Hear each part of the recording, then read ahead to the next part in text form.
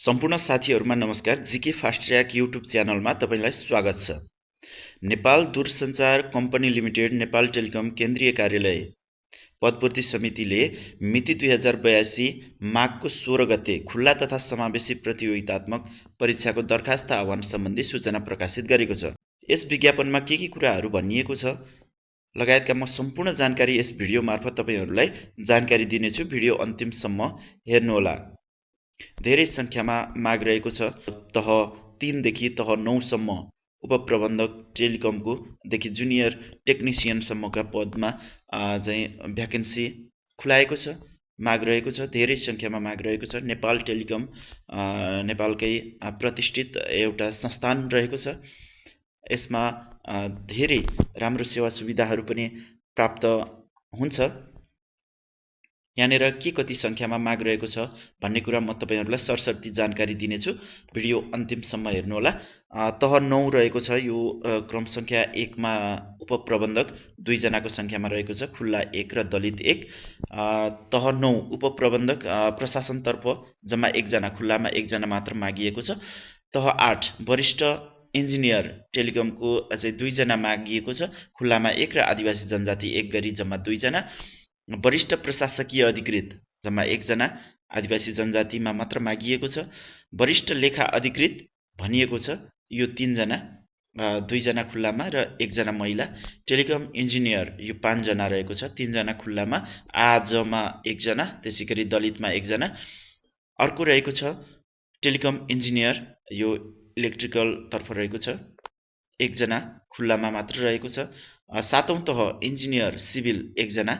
अर्को 6औं तहमा रहेको छ सहायक प्रशासकीय अधिकृत, यो जम्मा 6 जना मागिएको छ, खुल्लामा 4 जना, महिला 1 जना र आदिवासी जनजाति 1 जना रहेको छ, जम्मा 6 जना। सहायक लेखा अधिकृत 3 जना, 2 जना खुल्ला, 1 जना मधेसी। अर्को रहेको छ तह 5औं, यो 11 नम्बरको ओभरसियर मागिएको छ, जम्मा 2 जना, 1 जना खुल्ला र 1 जना आदिवासी जनजातिमा मागिएको छ। त्यसैगरी सहायक पद, सहायक चौथो यो प्रशासनतर्फ रहेको छ, 23 जना, यो धेरै संख्यामा मागिएको छ। 13 जना खुल्लामा, 3 जना महिला, 3 जना आज, त्यसैगरी मधेसी 2 जना र दलित 2 जना गरी जम्मा 23 जनाको संख्यामा मागिएको छ।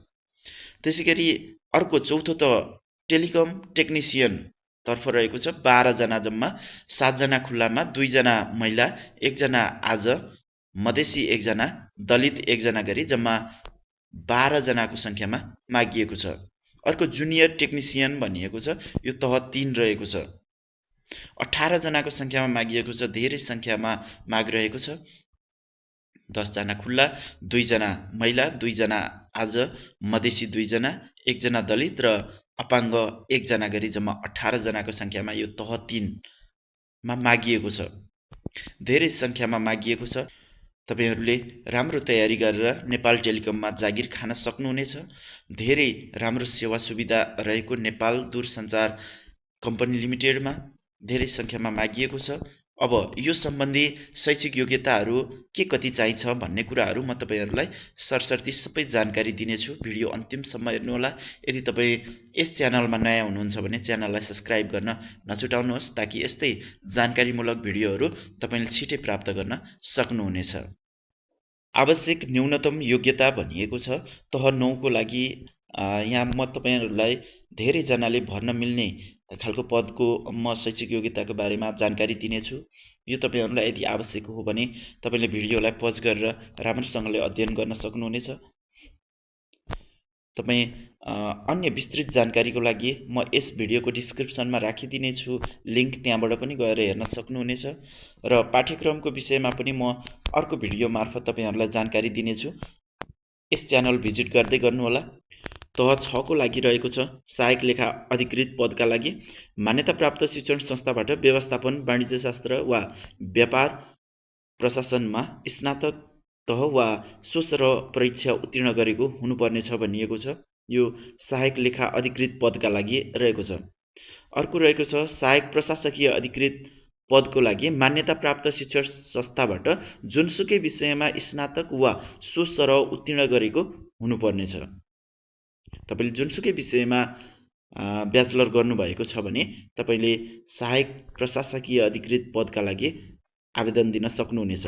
र तह 5 को लागि ओभरसियर पदका लागि मान्यताप्राप्त शिक्षण संस्थाबाट सिभिल इन्जिनियरिङ वा आर्किटेक्ट वा सर्वे इन्जिनियरिङमा प्रमाणपत्र तह वा डिप्लोमा इन्जिनियर वा सोसरह परीक्षा उत्तीर्ण गरेको हुनुपर्नेछ।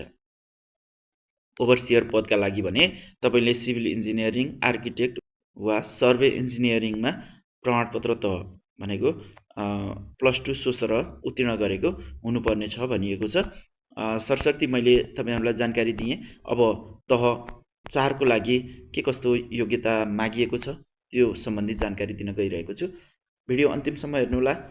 यदि च्यानलमा सब्स्क्राइब गर्नुभएको छैन भने सब्स्क्राइब गर्न नछुटाउनुहोस्। 11 नम्बरमा रहेको छ तह 4 को लागि सहायक पद रहेको छ। तह 4 सहायक पदका लागि मान्यताप्राप्त शिक्षण संस्थाबाट एसई मा कम्तीमा 2 जीपीए प्राप्त गरेको हुनुपर्नेछ वा सोसरह उत्तीर्ण गरेको हुनुपर्नेछ।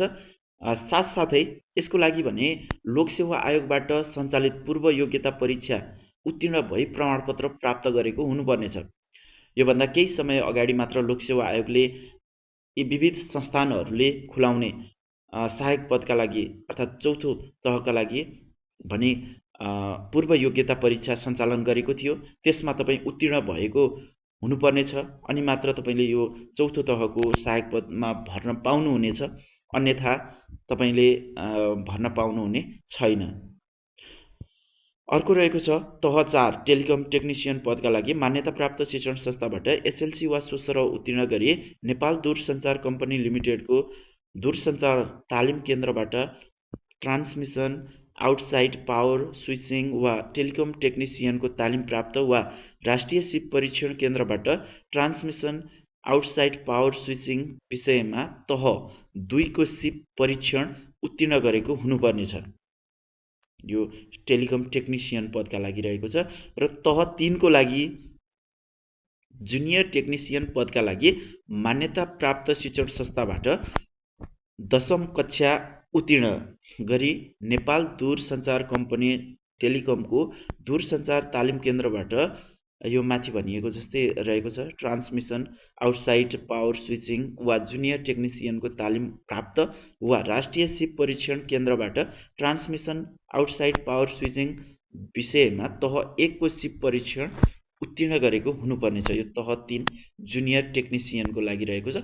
कम्तीमा तपाईले एसएलसी भने उत्तीर्ण अर्थात् एसएलसी अहिले भनिन्छ एसई भने उत्तीर्ण गरेको हुनुपर्नेछ। उमेरको हद 18 वर्ष पूरा भए 35 वर्ष ननागेको, साथै महिलाको हकमा 40 वर्ष ननागेको हुनुपर्नेछ। यो सहायक स्तर पदका लागि रहेको छ भने अधिकृत स्तर पदका लागि 21 वर्ष पूरा भए 40 वर्ष ननागेको हुनुपर्नेछ। परीक्षाको किसिम भनिएको छ लिखित अन्तर्वार्ता प्राविधिक सेवातर्फ तह 4 टेलिकम टेक्निशियन र तह 3 जुनियर टेलिकम टेक्निशियन पदका लागि प्रयोगात्मक परीक्षा समेत हुनेछ। यो टेक्निशियन पदहरूका लागि भने प्रयोगात्मक पनि हुनेछ। परीक्षा दस्तुर बुझाउने प्रक्रिया भनिएको छ अनलाइन दरखास्त फारम सबमिट गरेपछि अनलाइन पोर्टलमा गएर पेमेन्ट अप्सनमा गई कम्पनीले तोकेका अनलाइन भुक्तानी सेवा प्रदायकहरूमध्ये कुनै एक छनौट गरी भुक्तानी गर्न सकिनेछ। अनलाइन भुक्तानी सेवा प्रदायकहरूको विवरण कम्पनीको वेबसाइटमा प्रकाशित गरिएको छ। यस कम्पनीको वेबसाइट म यस भिडियोको डिस्क्रिप्सनमा पनि राखिदिनेछु, तपाईहरु त्यहाँबाट गएर पनि हेर्न सक्नुहुनेछ। अन्यथा केही कन्फ्युजन लागेमा तपाईहरुले यस भिडियोको कमेन्टमा राख्न सक्नुहुनेछ, म तपाईहरुको कन्फ्युजन मेटाउने प्रयास गर्नेछु। अर्को भनिएको छ दरखास्त भर्ने अन्तिम मिति यो यही माघ 16 गते खुलेको विज्ञापन रहेको छ। 2082 फागुन 7 गतेसम्म सिंगल दस्तुर र फागुन 14 गतेसम्म डबल दस्तुरमा तपाईहरुले भर्न सक्नुहुनेछ। त्यसैगरी लिखित परीक्षा सञ्चालन हुने मिति समय र केन्द्र भनिएको छ। उपरोक्त विज्ञापनहरूको लिखित परीक्षाको मिति समय र परीक्षा केन्द्र लोकसेवा आयोगबाट तोकिए बमोजिम हुनेछ। यो पछि तोक्नेछ, पछि तोकिसकेपछि म तपाईहरुलाई जानकारी गराउनेछु। अर्थात् मेरो फेसबुक पेज यही च्यानलको नाम गरेको GK fast track Facebook page पनि रहेको छ। तपाईहरु त्यहाँबाट पनि हेर्न सक्नुहुनेछ। सबै कुराहरू भिडियो बनाएर धेरै लामो हुने भएकाले त्यहाँ सर्ट कुराहरू मैले त्यस फेसबुक पेजमा पनि अपलोड गरेको हुन्छु। त्यहाँबाट पनि तपाईहरुले जानकारी प्राप्त गर्न सक्नुहुनेछ। यदि फेसबुक पेजलाई फलो गर्नु भएको छैन भने त्यहाँ तपाईले गएर फलो गर्न सक्नुहुनेछ र नयाँ अपडेटहरू पाउन सक्नुहुनेछ। त्यसैगरी तपाई यस च्यानलमा नयाँ हुनुहुन्छ भने च्यानललाई सब्स्क्राइब गर्न पनि नछुटाउनुहोस्। परीक्षा दस्तुर भनिएको छ। परीक्षा दस्तुर चाहिँ देहाय बमोजिम लाग्नेछ भनिएको छ। यो सहायक स्तर चौथो तहका लागि 500 रुपैयाँ रहेको छ।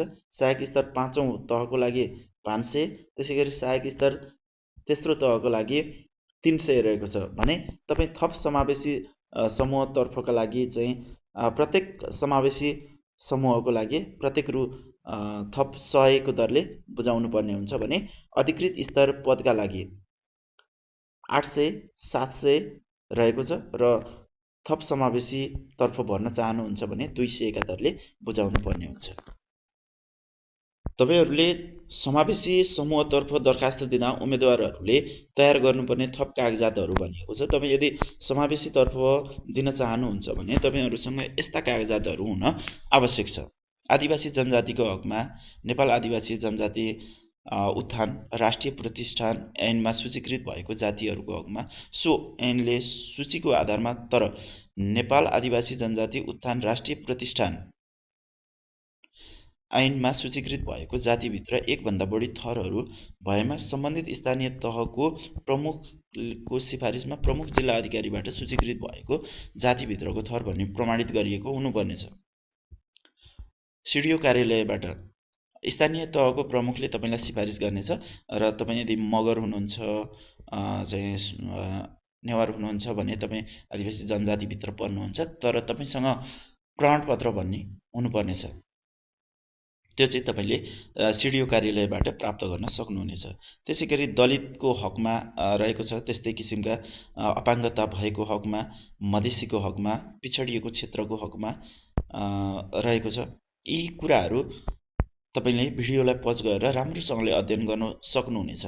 कुन जातिभित्र तपाई पर्नुहुन्छ त्यो सम्बन्धी तपाईसँग कागजात भने हुनुपर्छ। कागजात तपाईले अनलाइन पोर्टलमा अपडेट गर्नुपर्ने हुन्छ अनि मात्र तपाईले समावेशी तर्फ आवेदन दिन सक्नुहुनेछ। अब काम गर्नुपर्ने कार्यालयहरू भनिएको छ। यो तपाईले पढ्न सक्नुहुनेछ।